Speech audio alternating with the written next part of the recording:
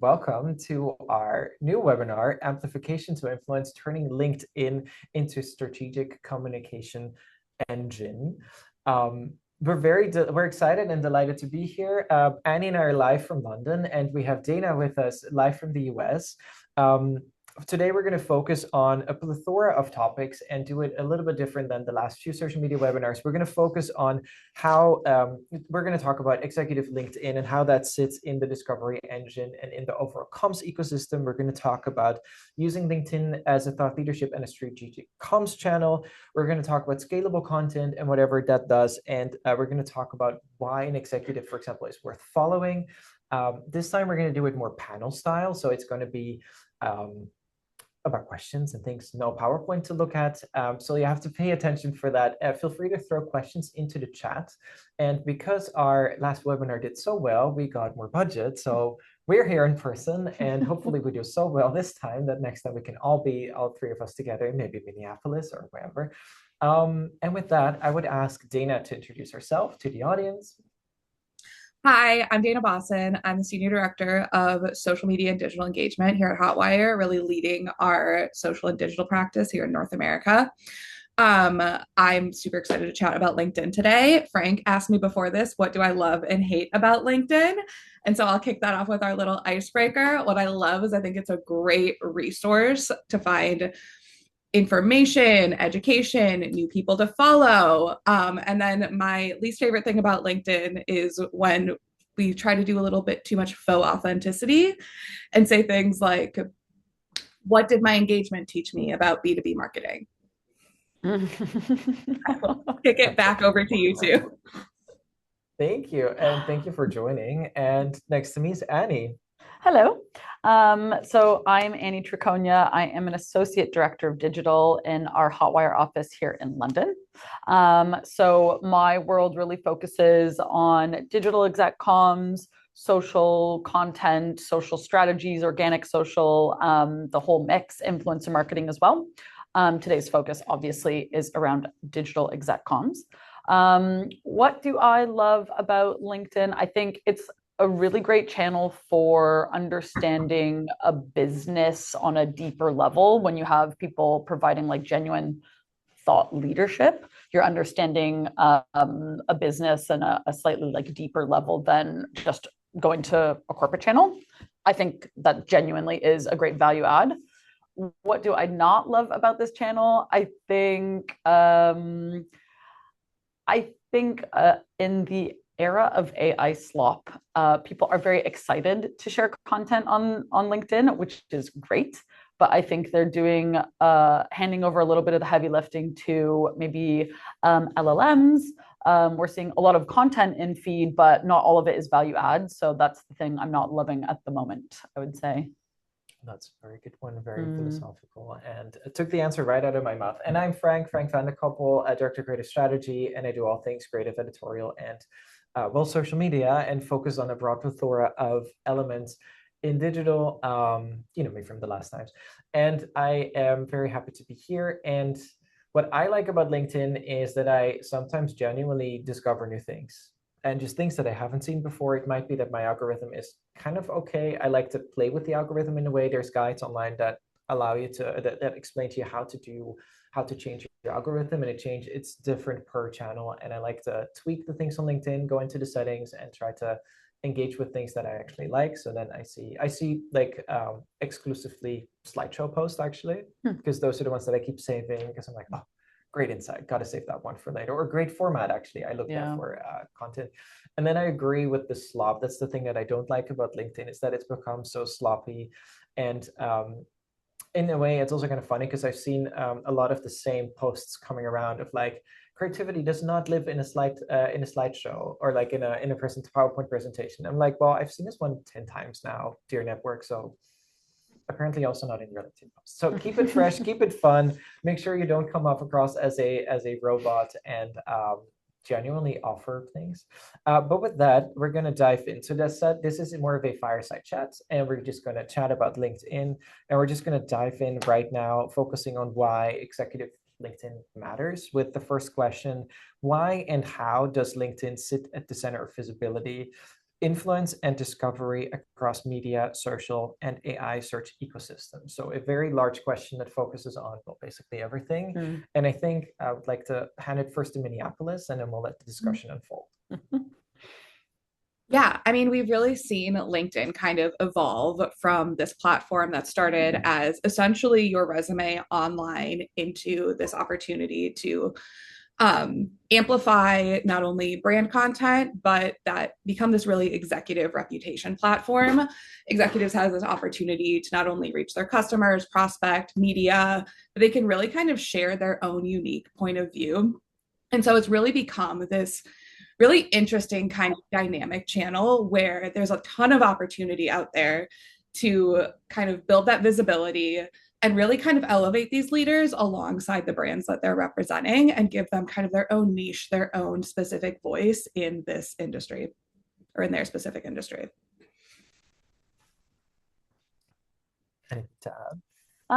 I think it's kind of building on what Dana said. So if you focus on journalists, a lot of people potentially on the line today are comm specialists. A lot of our clients that we support from an integrated perspective here at Hotwire, comm specialists, and they're thinking, why is social within my remit now? And it is because journalists are kind of taking to a lot of different places to find their kind of, I suppose, they're vetting folks to include in their stories. They're looking for information, for resources, for people they want to interview for, the subjects for their stories. So this is a channel where you can put a little bit of a stamp on what you as an executive want to be known for and what you want journalists and media to be coming to you for. It's quite rare that you get to own a space and dictate how you are perceived. So I would say that's one way in which it's really great from a kind of media relations perspective. Also why is it at the center of visibility from an AI perspective? Profiles are increasingly getting pulled into LLM responses, your brand as an organization, and then your personal profile really have an opportunity to reach an entirely new audience outside of LinkedIn, more than you used to. I think, obviously LinkedIn profiles used to show up in Google queries, but increasingly you're speaking to an audience, which is an LLM, non-human audience. So I think that's a new reason why it's still extremely important channel. LinkedIn is such a funny one because it has, over the last few years, gotten so much relevance because it's people speaking mostly. And that is also what LinkedIn is tailoring for with the algorithm and also all the updates that you see and all the things that are going on, is that it's very person focused and that business pages are losing in terms of reach and algorithmic relevance. Some pages still do great and you will still see your reach and your organic reach, but they're slightly nudging you towards using paid because they have limited, as I call it, like space in the feed. So think of that of posting. I agree with all of this, of course, but adding, because we're all one company, we're very happy, but adding to this and the other side of things is that content is one thing that you're posting, but what I really like about LinkedIn and where it for me sits at the center of everything is that you have an active role rather than a passive role. And then content creation is very active, don't get me wrong, but you post something and then everything that happens after is like you're waiting for an audience reaction, which is sending and then getting a signal back.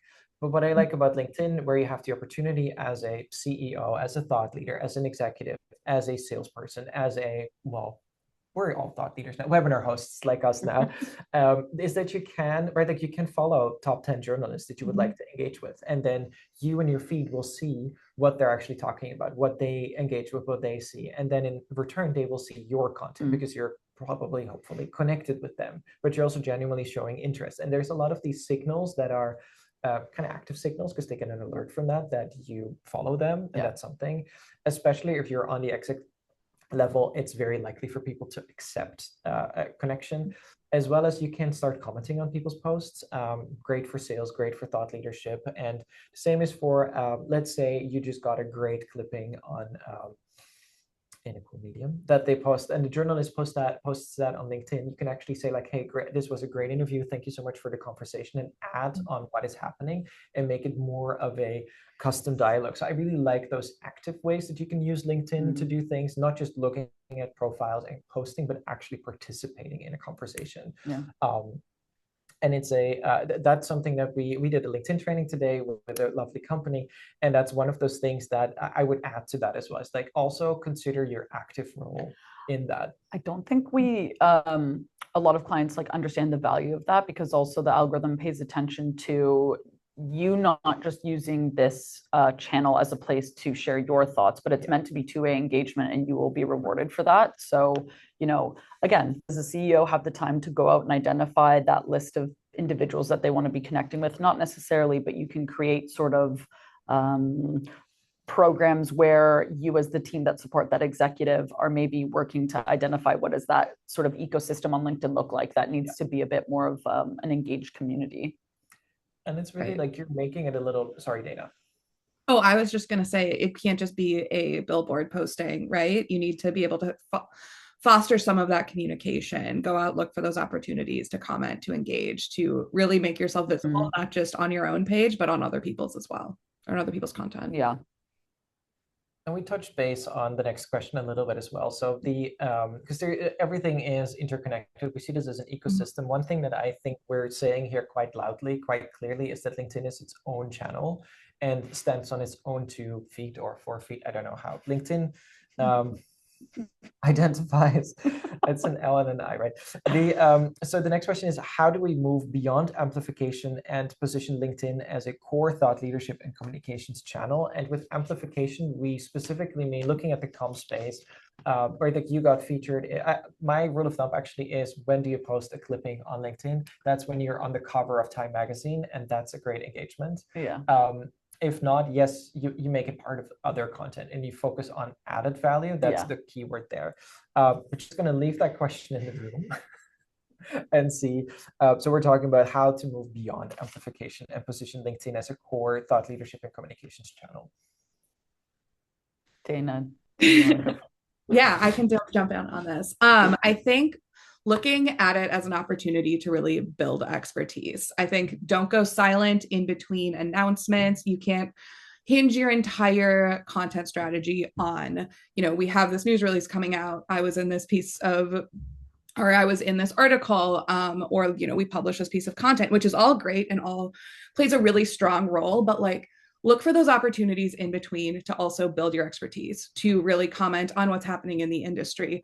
What do you find interesting? I think that's what really sets the executives that are really, really thriving on LinkedIn apart from the ones who, I don't want to say phoning it in, but might not be taking quite as strategic an approach to their LinkedIn profile or their LinkedIn presence. Is like, let's really look for those opportunities and those quiet moments to make sure you're sharing your thoughts, you're really sharing back what makes it interesting to follow you. Because if you're just sharing company announcements, I do feel like we can just follow the brand page for that. So we need to make sure we're supplementing that type of content. It's exactly that. It's like, I often like, actually, I stole this reference, but I'm just going to coin it here. It's almost like an algorithm. It's kind of a little bit like an airplane, right? Like, it costs a lot of fuel and energy to get that thing up in the air, but keeping it in the air doesn't cost as much energy in comparison to like getting up again. Yeah.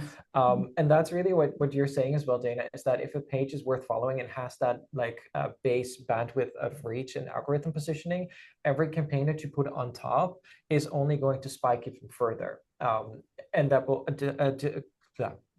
give you additional reach. That's what I was going to say. And it's kind of like investing in future campaigns there and not only live off of campaigns. Yeah.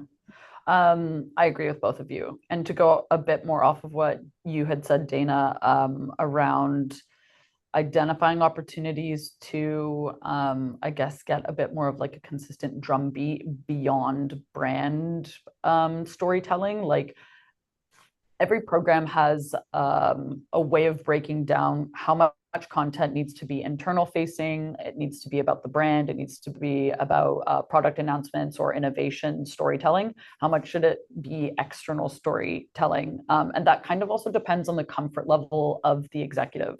not all executives want to be talking about what's shaping their industry, potentially because there's a lot of political nuance. It puts them in the spotlight. Not all executives also want to take that stage.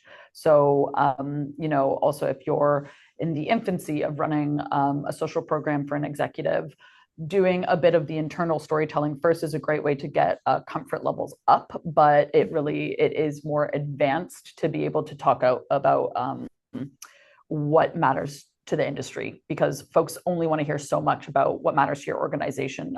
They care about what influences the industry, the sector writ large, how conversations are maybe showing up with your customers, potentially your partners.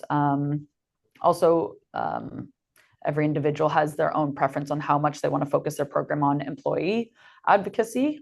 Some executives love doing that internal storytelling, but focusing on the people that really make a company what it is, which is a great way of using a channel as well. Some companies actually, they're so LinkedInified that everything happens on LinkedIn. It depends on the company, that it's almost like an internal board, communications board, and you see people commenting on each other's things. And in some cases, I also find out things through LinkedIn that I did not hear about internally, which is funny.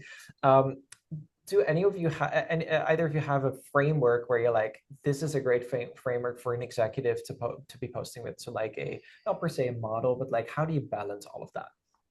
I can go first. I think it sort of, again, depends on the sophistication level of the program.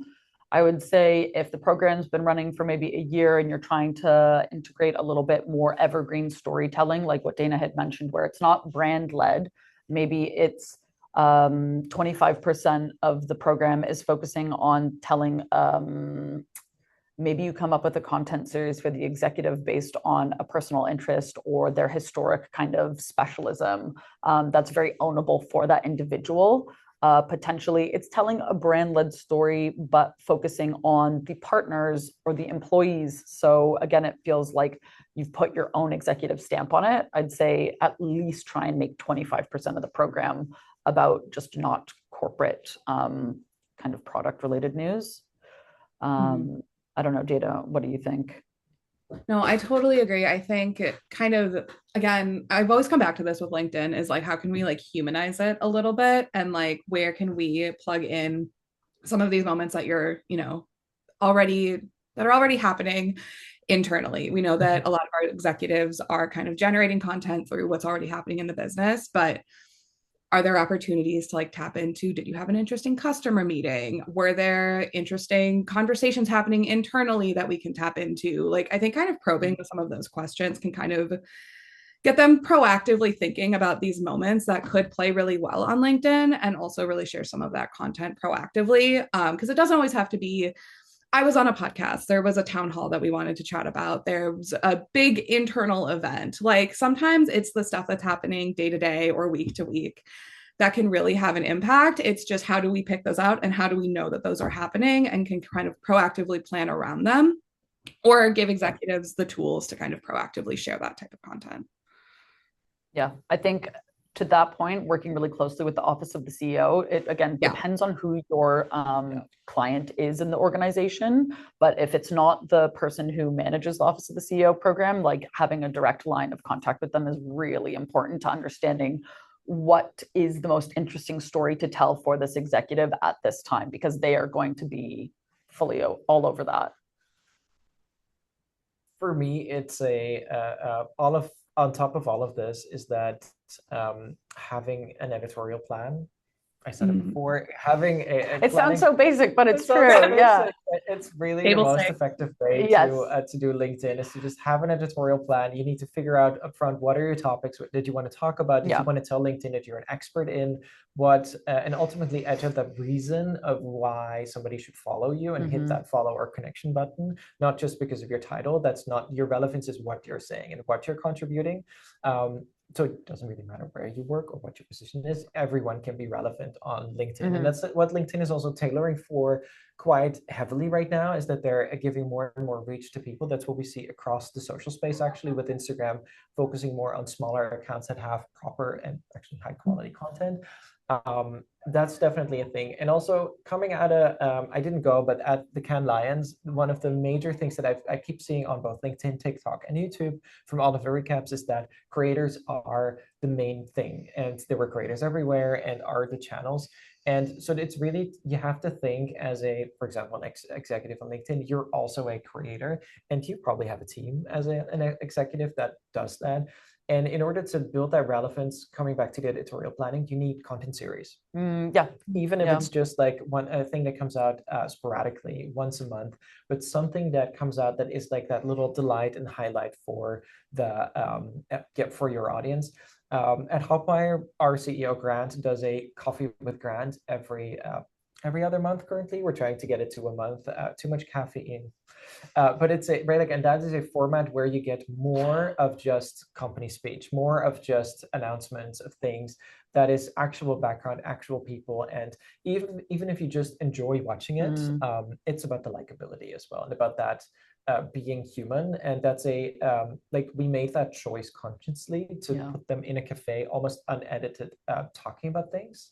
And that is what anyone can do. And we've seen really cool, successful examples of automotive CEOs, for example, sitting in cars with their employees, colleagues, and having great conversations. And there's many examples of that across countries, across the space that you can do. And it's actually rather easy. Just find the time, plan it ahead, and go for it. Yeah, I'd also say, like, the sophistication level, in my mind, I was like, a series is quite sophisticated, but it doesn't have to be. Actually, it can be, again, whatever the bandwidth is of the CEO. If it's just picking a topic and then serializing it in short form or static images, like, that's fine. That still counts as a content series. That's a repeatable piece of content people can come back to or expect you to be posting on a routine cadence. It could be a LinkedIn newsletter that's a little bit more lengthy, meaty, bit more time consuming.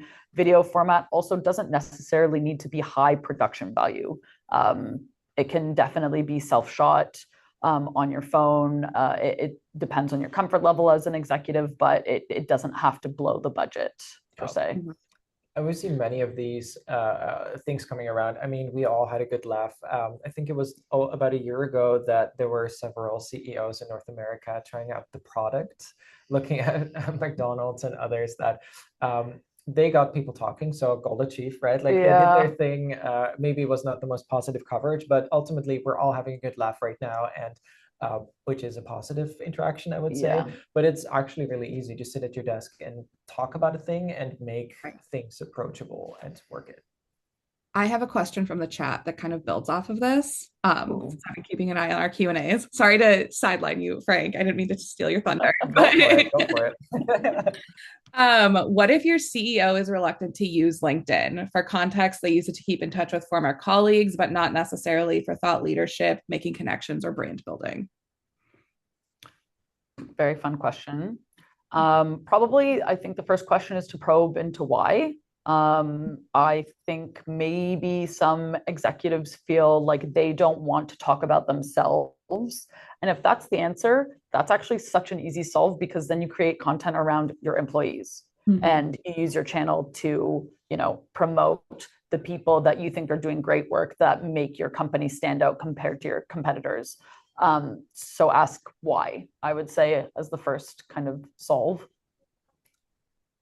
I'm going to say something controversial that I, as a CEO, and you're not interested in doing your LinkedIn for a plethora of reasons, give your LinkedIn channel to, because ultimately that's what a lot of the industry reports are saying. We're seeing that happen in real time. CEOs, executives, leadership is becoming a face of the company, for good or for bad. And we're seeing that across the space. So it's no longer optional. Give your channel to your comms team and let them do a proper thing, and you can have sign off on that and some type of control, but ultimately it's just a social account that is now an asset of the company. We've seen this happen over the past few years with for example, designers on Instagram, so designers, creative directors, and other speakers for companies, and that has always been treated as a corporate asset and never as a personal channel. And yes, if you leave the company, you will take the channel with you, but ultimately then it's up to your next comms team to work with that. So I would say just, hand it over. I would just add, on the flip side, if you're not comfortable handing it over, LinkedIn is a very scalable platform. We can baby step it into like, yeah, take with content in particular. You don't have to go full force into, launching a LinkedIn newsletter the first day you open the platform. We can start small by just engaging with folks in your network and then kind of build that and then start to build your expertise and build that credibility and build those connections.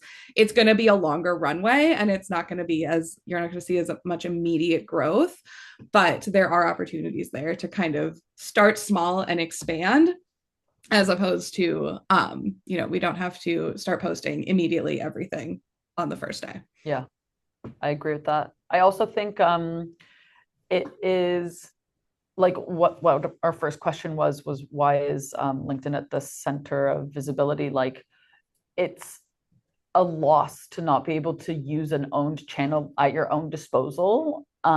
It's a place where if there's some really amazing coverage, again, it doesn't always have to be amplification of broadcast coverage. Maybe it's interviews you're doing with partners. Maybe it's creative content series you're doing with other divisions within your organization. I'm sure executives are doing a lot already. There's a lot of material to pull from. It doesn't always require net new. So the LinkedIn profile is just a great place to be amplifying existing material if creating net new is not a comfortable first step as well.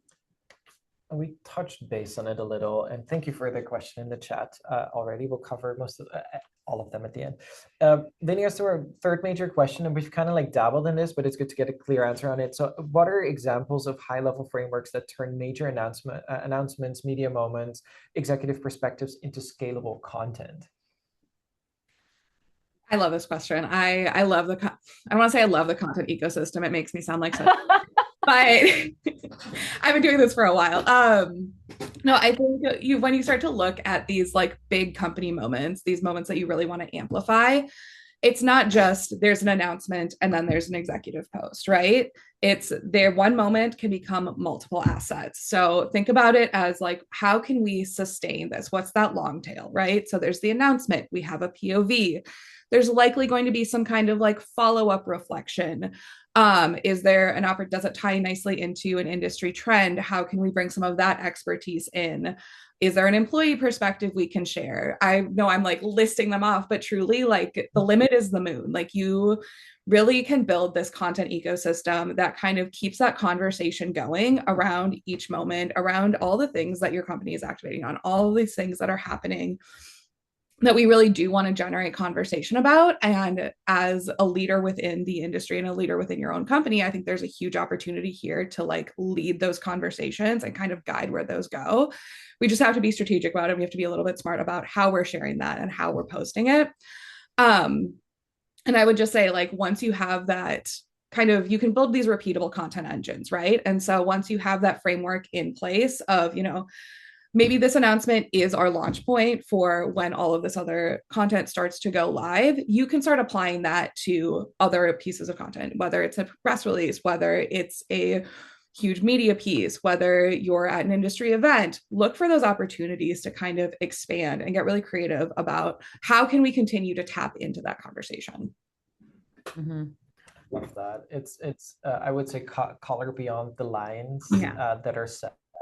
I would love to see, I've proposed this before, not sure if there's anyone in the call if I've proposed this too, but I would love to see a press release as a LinkedIn article basically come out, because it has SEO power, it's findable, AI crawls it and finds it, that's your way in there. I know it does not have to compete with the press release that you send out through the wire or with the press release on your website. It can be a LinkedIn version of the press release. Like, think beyond the set lines. Same for where like an executive, you can bring them to an event and kind of do TV production, right? Like, make it funny, bring out things scripted a different way. So this is not really a framework, but I would say really try to challenge the status quo in terms of the how you tell the story, and then the rest will just be carried on. And that ultimately try to come up with a metaphor, right? And you can also have somebody with you that just portrays you and ask you the right questions and find the things that make you relevant. And then on top of that, you can do the launches, because there's nothing more boring than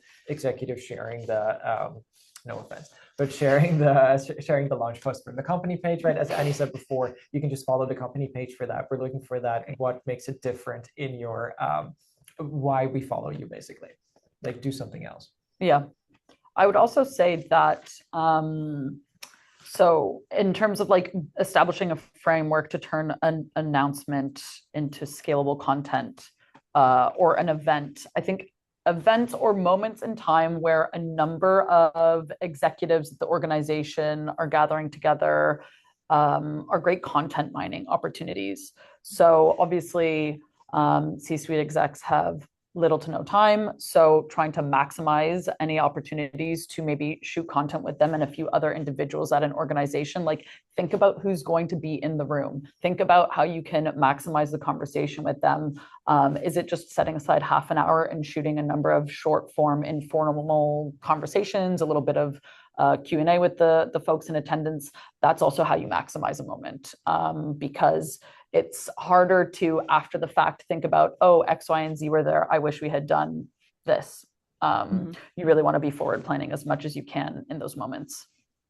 And it's all like a mini campaign. So right, like treat like a big media moment or like a like let's say Annie is interviewed in a documentary. That's like a little moment on itself, like a mini campaign on your channel. So it could be on the Hotwire channel as well as if you're having a big campaign, a launch, like you're coming out with the latest software. Treat that as like a mini campaign on the exec channels as well. That is slightly different. That provides a different point of view, and that way it all just works together beautifully. And maybe one final thing on this question is what you just mentioned is think about it separately. What an audience for the corporate channel is slightly different than the audience for an executive. You know, they have their own personal network, they have their own connections, they have their own kind of unique objective and goals for their profile. Take that into consideration when you're planning your content, because what's suitable for a corporate channel should not always just be kind of cross-posted. Exactly.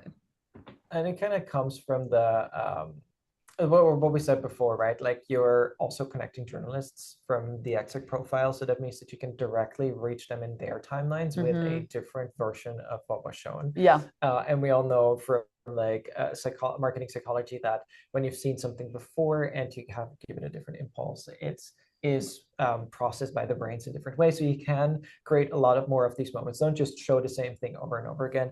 And I think I'm correct to summarize here is that from what we all three are saying in terms of framework is that nothing should be a one-off and everything should be part of a mini campaign of a thing that continues.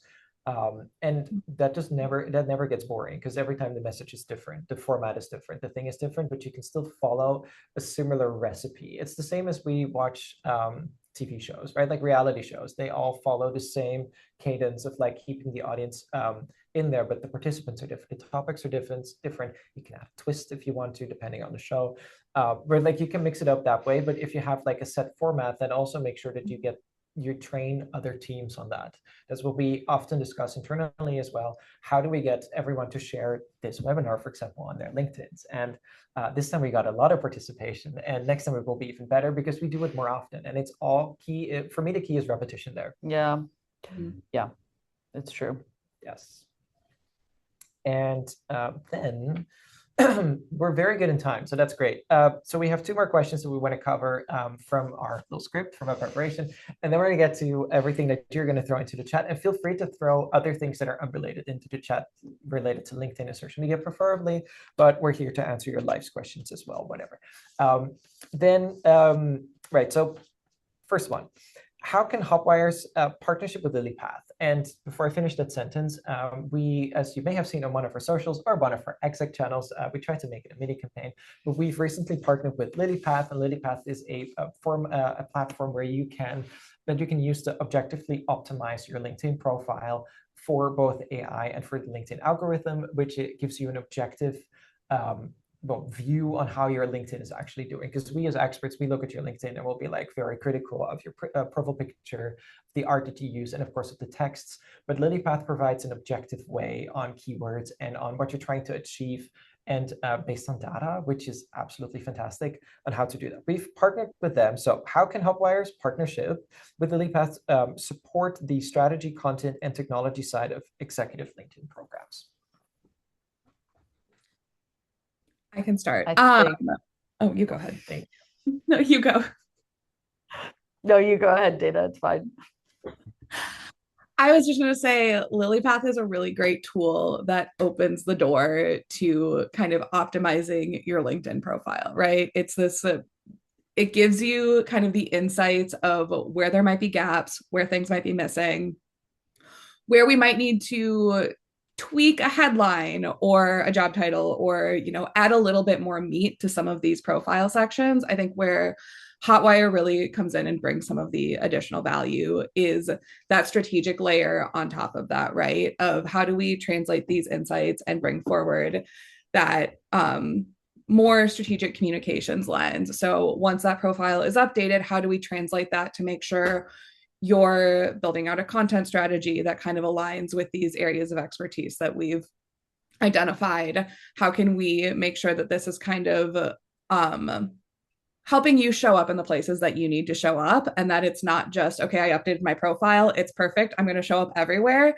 It's the door that it opens the door to how do we then continue to amplify your LinkedIn profile or your LinkedIn presence, because that profile is really just the first step. It's what comes after that, because once people find you, they want to continue to follow you, ideally, right? That's our dream, that's our goal.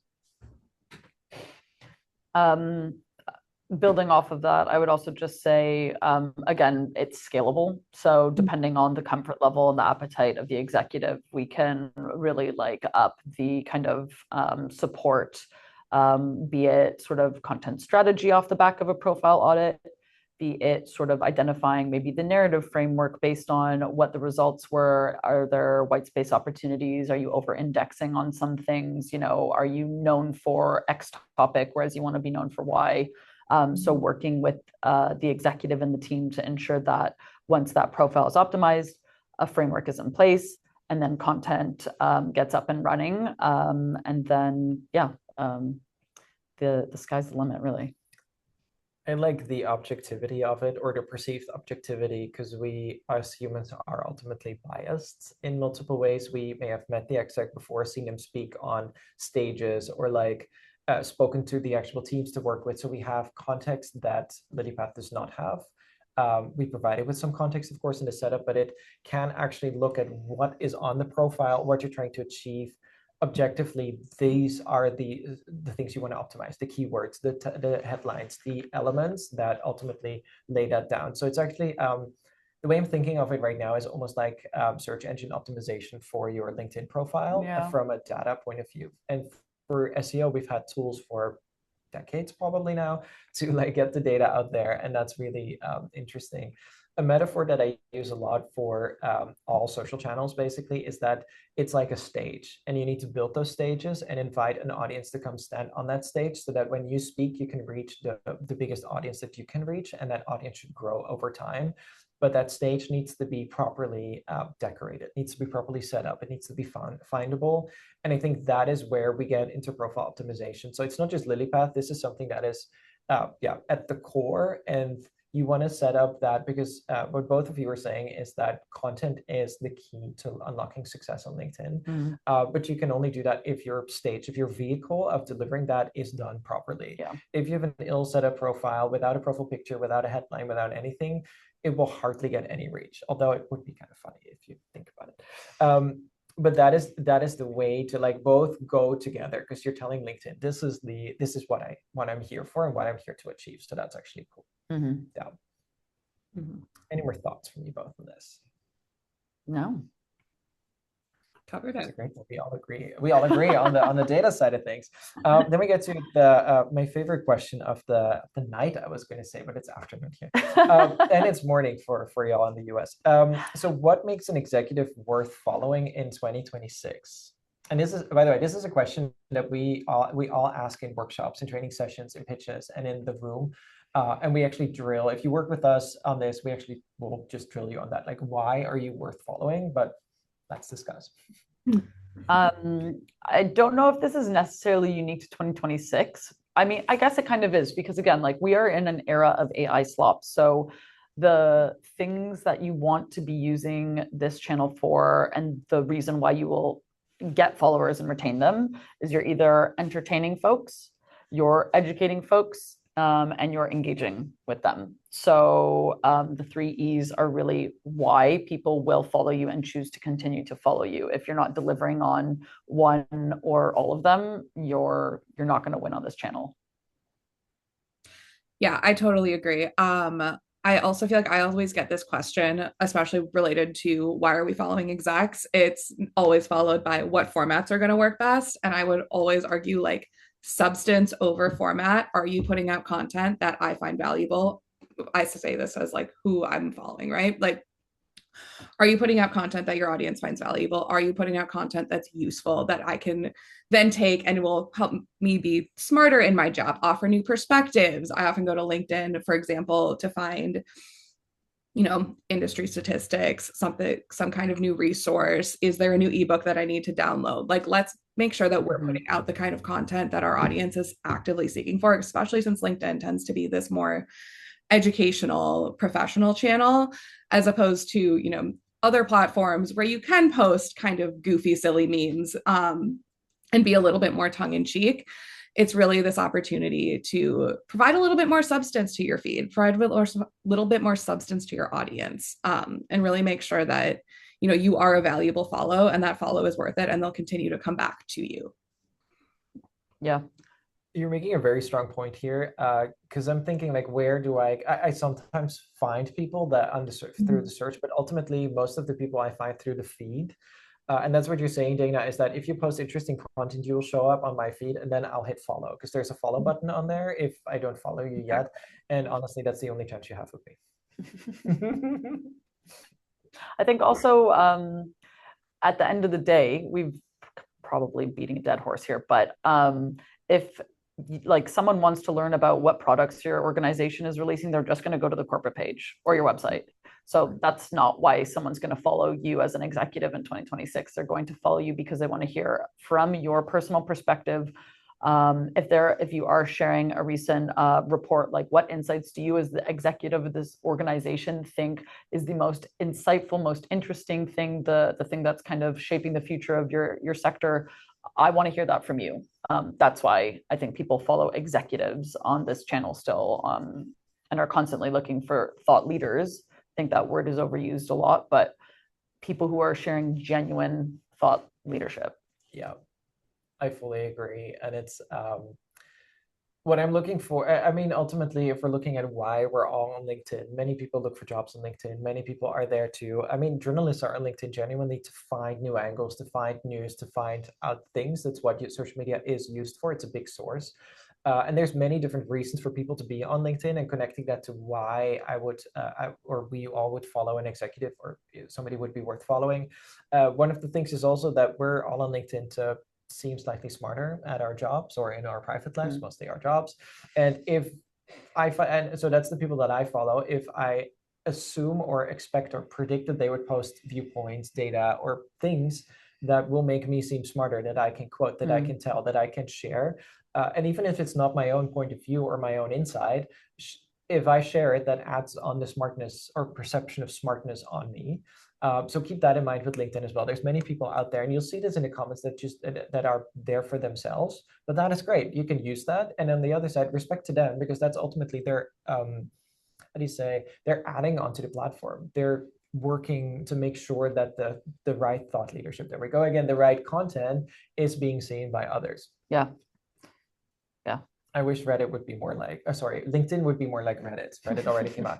I wish it would be more like Reddit, because on Reddit, what I like, and again, I focus on the positive aspects, is like the upvoting, the downvoting, the actual comments. Like the first thing I do when I see a Reddit post on my feed, and I use Reddit a lot, is checking the comments. If people say that it's either BS or if it's like a good point or like just over dramatized, and I'd like to go there to like get a short reality check. And I wish we'd do that a little bit more on LinkedIn. I forgot what channel it was, but there was a channel that also experimented with like a plus or a minus interaction. Might have been Facebook a while ago. But Twitter did that. Did Twitter do that? I believe so. Well, they had stars for the longest time that then became hearts. Yeah. Yeah, the dislike is definitely not a feature that's going to show up on LinkedIn. I think people are a little bit more risk averse on that channel, not willing to potentially ruffle feathers as much, which is fine. But yeah, genuinely like sharing an opinion is very much encouraged, and I think is what will keep people coming back to time and time again. Yes. Yeah. And something to keep in mind with LinkedIn is that many people are there in a professional context. So they will, and I mean, some people apparently share a lot of things in their professional context that I would not recommend, or viewpoints that I would not put on my, profile that potentially would be seen by HR or by other colleagues. But there's many people that keep to that professional context and are not too controversial and don't really do that. But I would really motivate anyone to also interact. So that also, like, that's the other side of executive positioning on LinkedIn, is that also all of us communicators and Dana's camera is zooming in on her. That was terrible. What it's doing. I just tried to turn it off. Ignore it. Sorry. This is funny for the recording. And the where was I going with this? All right, that all of us in the executive comms realm working with LinkedIn, we also have a role to play in terms of engagement. Like, we can share a post, even though we always say that shares are not the main KPI. Share per DM is the right KPI to focus on. Save posts, and you can all do that. You all have the opportunity to both share the post with people that you might find interesting, or even share it directly to journalists. Just go for it. Send it per DM with like, hey, you might find this interesting. I invited a few people to the webinar today. Through that, or save a post from the exec that you're handling the profiles of. Engage with in the comments, where like ask, or like, for example, if there's a big launch, you can actually just tag people directly. I'm always up for tagging competitors and going for other industry figures to make some conversation, but like, you all have a role to play on there as well. Yeah, definitely. And with that, I've run out of questions, but I believe we have some questions in the chat. Yes, hold please. What is your recommendation on supporting other organizations' strategic communication engines? So I would take this as like partners, maybe, or especially through the lens of executive LinkedIn.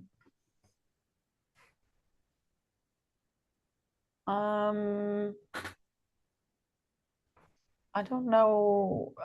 I think in terms of if an exec's program involves like participating with a partner's kind of business objectives in mind, I think anytime you have like another person involved in a program, like, you're going to have to take their organization's, I suppose, considerations, objectives, risk averse kind of behavior in mind, so that it's appropriate, the output works for both people involved in the content. But I don't see that as a bad thing, because tapping another person to produce material for an executive's program means you're just reaching like a wider audience. I would add on this that the power of a comment is so undervalued on LinkedIn. Just posting a comment can be so much more powerful than posting an entire post, and just adding that on a post. Also keep in mind, like, an executive commenting on a colleague's post, like to say colleague rather than employee, but on a colleague's post, like, hey, congrats on your promotion, is so incredibly powerful. And that adds so much more reach to that person's post. And ultimately you are seen as that commenter. And that you can do with partners as well, with others in the industry. So don't underestimate what we call community management. I know it sounds boring, but don't underestimate community management, and always make sure you have that set up, which also means ultimately that becomes a whole thing on itself. Make sure you follow the right people. Make sure that you have people that are monitoring LinkedIn. Yeah. Be skilled in writing a comment. You can do that with AI, or just write it yourself, preferably, and be a real human and engage. I'm absolutely aligned with both of you. I think the more we can engage with our partners, also, just again, LinkedIn is a networking site. Like, the more you can engage, the more you can, especially on the community management front, show up in the places that you know your audience, your partners, your customers are following, the more visibility you have. And I think that's always a pro. I have another audience question for us, kind of going back to our conversation about the content engine.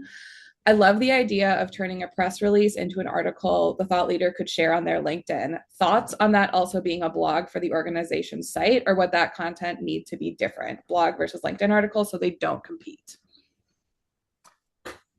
I think there's a technical component to that I will take, and then I'll leave the content to you both.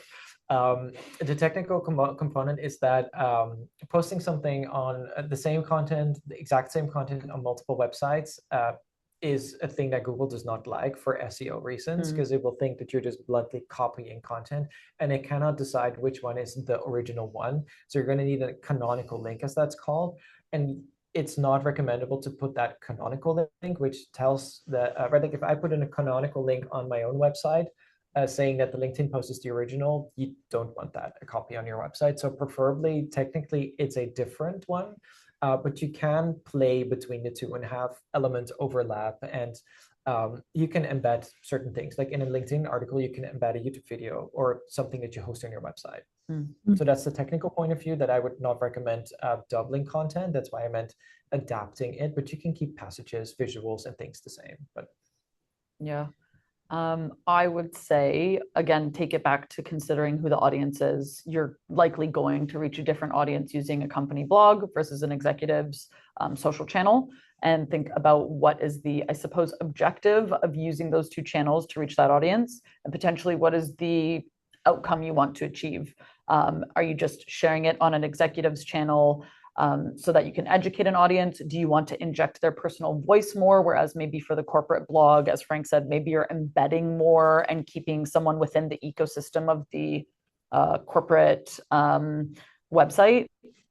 They can serve different purposes. So yeah, consider how you're getting the most out of the unique audiences you're reaching on channels available. Yeah, absolutely. I think the more we can keep the red thread through all content, but diversify depending on where it's showing up and who's consuming it. I think it really just helps strengthen that message. I think when I start to see more, personally, when I start to see more copy paste content, it feels like there isn't a lot of thought behind it. And that's really, I mean, that's the crux of being a thought leader. And I know we've said that 1,000 times, right? But like infusing your own person or the executive's unique point of view. What is their personal take on this? Like as much as we can personalize it and again, humanize it so it doesn't just feel like another copy paste from the brand page. I think the more success we're going to see. And also the rules are there. The rules are there to be, sorry, final thing, Dana. The rules are also there to be broken, right? Like I would love it to see that a press release exclusively goes into LinkedIn, and to avoid like the technical punishment of the Google SEO things, you could just post in the press center, you could just post a PDF, so it's not seen as the same content piece, and just have it on LinkedIn. I would love to see that as an exclusive.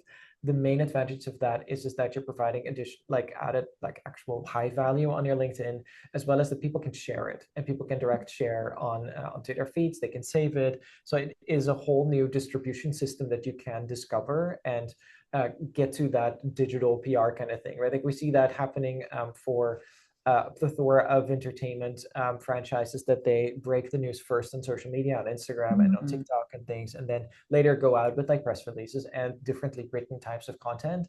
And of course they seed it to all the industry media, but it's right, like that's the way to reach the mass audiences in the fastest way, and it shows attitude. Yeah, I was about to say, on the consumer side, we're breaking news on Instagram first, and then it trickles down to everything else. And so, there's no reason we can't do similar tactics with LinkedIn on the B2B side.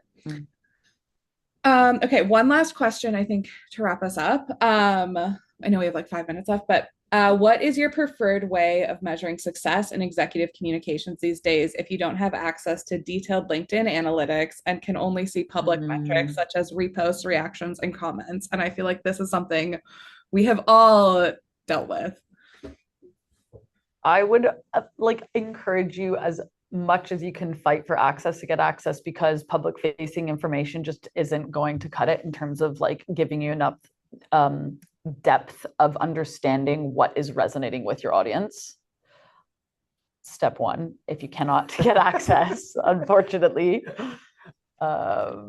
It's really right, and don't go looking for follower metrics, right? Like our first 2 webinars in the social media series were called Beyond Vanity for a reason, because followers are vanity metrics. Some people might have thousands of followers and reach none. You need to be able to see those impressions and all of those metrics that actually matter. Yeah, you can't see saves from, you need to be, you need keys to the login to see saves as well. Exactly. Yeah. And also the direct shares, you need to Yeah. see them. One thing publicly, though, is you can see the comments and you can gauge the quality of that. And that's definitely a good metric. Don't go for likes. For me, likes are an indication of, is this post being delivered at all by the algorithm? And then for success, you actually look at the others. My key recommendation is if somebody doesn't want to hand the keys to the LinkedIn kingdom, for many reasons that are very valid, no judgment there, consider a tool. Like consider connecting LinkedIn to something like Hootsuite, Story Chief, where you can then set posting permissions and actually see the analytics right in there. And then I think there's probably a permission thing that you can set that the DMs are not visible, for example. One thing I've also done with execs is if they just genuinely are not comfortable handing the keys over to you, establishing a monthly cadence where I literally did this for one of my execs, where I would take his laptop, I would sit for an hour and I would literally scrub the analytics, because LinkedIn is very finicky. It's very annoying. And so it kind of resolved the issue, not in necessarily the most streamlined way, but I got the analytics that I needed. We did it on a monthly basis, depending on what your sort of reporting program looks like.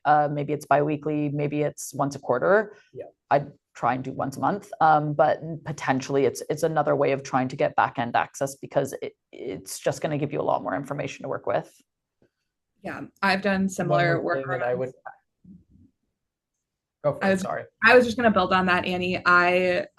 When in cases where we haven't had access to a tool or direct access to the profile itself, literally asking for 1 hour of your time, you can sit next to me while I do this. I've also had executives just send screenshots of the back end, which can also be a little finicky depending on what the screenshots are of. If they're valuable, there's a little bit of education required there, but as much information and as much data as you can provide us, the better insights we're going to be able to give back to you, so that the content can just get stronger. It's just, how do we access those? And so there's clever workarounds if direct access, which is our number one, is not available. Sorry, Frank, I cut you off. We offer work. Don't worry, I was about to cut you off. Right, like it's the art of taking a screenshot, for which we offer workshops if needed. It's a real struggle. The final thing that I wanted to add is, don't forget about thought leader ads. From the company page, you can schedule, or you can set paid ads of the posts of your execs. It takes some connecting, but then we can, for example, boost a post from Annie that would then say promoted by Hotwire Global. And that way you can also try to get some metrics of, like, does this resonate with an audience? Is this proper content? Because those metrics you can see. And then the original reach is great. And that, I believe, brings us to the final point. So we're going to say thank you, but I want to ask Danny, wow, that's your ship name. Our combined name. Wow, Dana and Annie, for one final word on LinkedIn. Oh my gosh. Final takeaway, I would say, be comfortable presenting a version of yourself that's not necessarily like unpolished, but it's providing genuine perspective, because that's why people will want to follow you. Your personal thoughts. I would build on that. The more you can show up as yourself, the more you can be a human on LinkedIn. I think the more you're going to resonate with your audience. Really provide that like human side of the brand, because that's what people are hungry for. We can get brand content from literally anywhere. I have it coming out my ears at this point. Like, as much as you can be that genuine, authentic person who shares your expertise, I think you're going to see a lot more success on LinkedIn.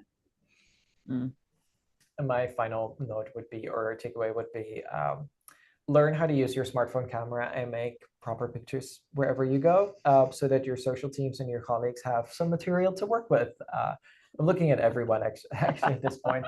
Don't be shy, take a selfie, and also take some proper pictures of where you are, so we have a base of stuff to work with, because ultimately humans like to see humans in their content. With that, Dana and Annie, or Danny in this case, thank you so much for your time. Thank you, audience, for watching. We are planning a next one about a next social topic. So stay tuned for next month for the next webinar. Thank you for joining in. Feel free to connect us on LinkedIn. Or fill out the contact page on the Hotwire website if you have any questions or if you want to have a chat with us. Feel free to reach out. Have a great day. Thank you so much for joining, and give us 5 stars so we can all get together next time in Minneapolis. Bye. Thank you. Thank you.